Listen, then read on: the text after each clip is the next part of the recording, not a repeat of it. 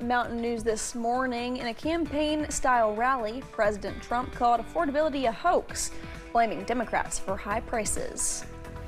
And a Senate committee met to hear about predators targeting and manipulating young people online. Dedicated to Eastern and Southern Kentucky, this is WYMT Mountain News this morning.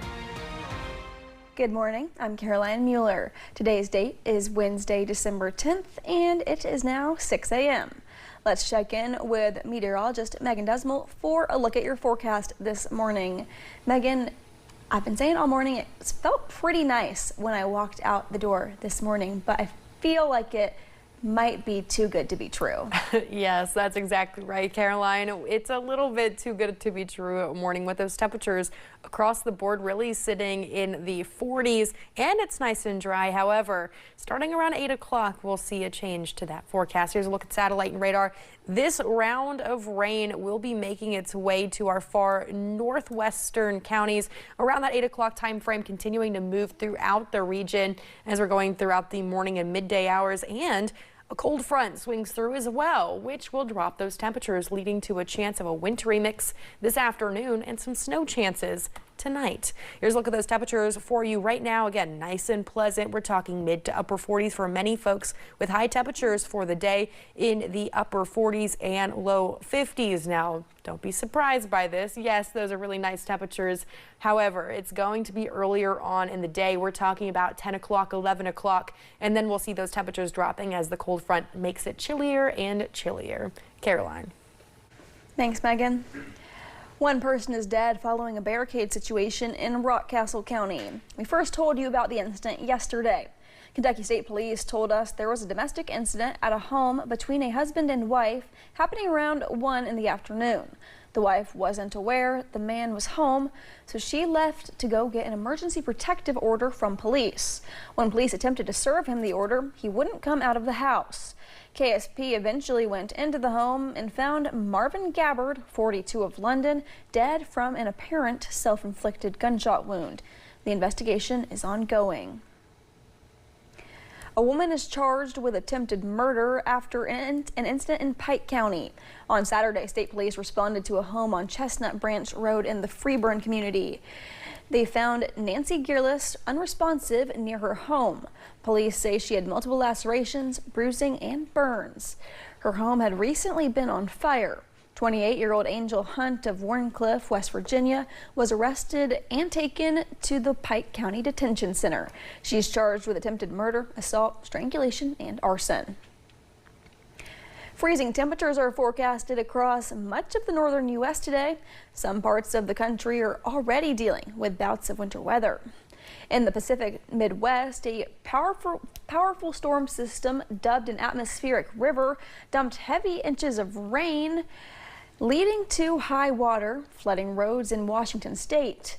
As levels are expected to continue to rise, it's prompting local officials to declare a state of emergency. I don't think people are taking it very serious. I mean, this whole valley you can't even get to now. So if anybody has an emergency out there, they have to get a boat. Parts of Pennsylvania are also expecting winter weather and rain.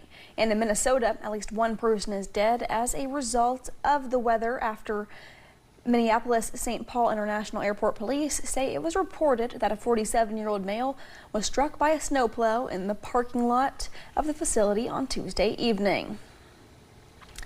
President Trump told a friendly Pennsylvania crowd his administration is crushing it on the economy in a speech aimed at touting his wins on the issue. But some residents of the state he won in 2024 say they're feeling the squeeze from inflation. In his first rally-style speech in months, the president also veered off topic. CBS News' Jared Hill has more from New York. In a campaign-style rally, I have no higher priority than making America affordable again. President Trump touted economic wins to a crowd in battleground Pennsylvania and blamed Democrats for high prices nearly a year into his second term. They gave you the highest inflation in history, and we're bringing those prices down rapidly, lower prices, bigger paychecks. According to AAA, gas prices are down 6 cents compared to this time last year, but government data shows general energy costs are up 2.8%. And while overall inflation was falling, it drifted back up when Trump imposed sweeping tariffs. The White House has eased import taxes on some items like coffee and avocados, but shoppers at this supermarket in Northeast Pennsylvania say they're still feeling the pinch. The economy is not good. I don't see promises being kept. In a Politico interview, the president gave himself this grade on the economy. A+. A+. Yeah, A+++++. Top House Democrat Hakeem Jeffries disagrees. Costs haven't gone down, costs are going up. The only question is whether the American people would give it a D for disaster or an F for failure. Tuesday, President Trump veered from the economy to immigration, attacking Democratic Congresswoman Ilhan Omar, a U.S. citizen born in Somalia. She's here illegally. She should get the hell out. On social media, Omar called the comments bigoted lies. Jared Hill, CBS News. President Trump yesterday doubled down on his claim that affordability is a hoax. On Capitol Hill yesterday, a Senate committee heard about predators targeting and manipulating young people online. Tamia Woods testified her 17-year-old son James killed himself after becoming the victim of sextortion. She said in 2022 he shared explicit images of himself with someone he thought was a girl. Then he received 200 messages in less than 20 hours from anonymous attackers who threatened him, demanded money, and told him to kill himself. Now, senators have introduced legislation that would make it a federal crime to coerce children into physically harming themselves, others, or animals. Woods hopes the legislation will encourage young people to speak up, knowing the law is on their side.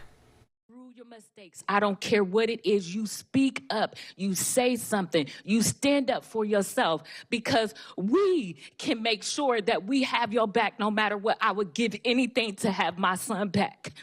And if they have to learn, if they have to see James' face, if they have to see my tears, I'm going to make sure that it happens. If it means that I can save your grandchildren, I'm going to do it. According to the National Center for Missing and Exploited Children, they've seen a 192% increase in reports concerning online enticement, a 200% increase in reports relating to sadistic online exploitation, and a 1,325% increase in reports involving generative artificial intelligence. A case out of Alabama will ask the Supreme Court to weigh in on the death penalty and intellectual disabilities, with the main question: how should courts look at the results of multiple IQ tests taken by a defendant? Washington correspondent Katrin Asif has a breakdown of the case. It's called an Atkins claim, which prohibits an individual with an intellectual disability from being put to death. But when faced with multiple IQ scores, who and how should that be determined? The Supreme Court will now decide. That question stems from the case of Joseph Smith, an Alabama man convicted of capital murder in a deadly robbery-turned-beating almost 30 years ago. It's that circumstance for which he was given the death penalty, and it's what we are defending in this case and as we've defended throughout the post-conviction appeals. Years later, Smith filed an Atkins claim while on death row, claiming he was intellectually disabled and thus couldn't be put to death. After taking multiple IQ tests, his results under Alabama law were on the threshold for a disability. Data Alabama Attorney General Steve Marshall says should disqualify him from being exempt. When you aggregate under whatever statistical measure the court deems appropriate, all of these scores are above that 70 threshold, which would then allow for the state to be able to proceed with this execution. Marshall says he'd like greater clarity on how courts should evaluate the IQ of defendants, but not everyone agrees. It is not a rigid test. It is not focused entirely on a score. The Bazelon Center for Mental Health Law is just one organization siding with Smith, saying judging someone's intellectual disability, including those outside the justice system, shouldn't come down to one set number. That's the way to measure it, is that holistic assessment using clinical judgment and looking at all these different factors. Two previous judges seemed to agree. with both a district court and an appeals court ruling Smith could not be executed due to a history of intellectual and functioning challenges. Now it's up to the Supreme Court, set to hear arguments Wednesday, with the decision to come next year. In Washington, I'm Katrin Asaf.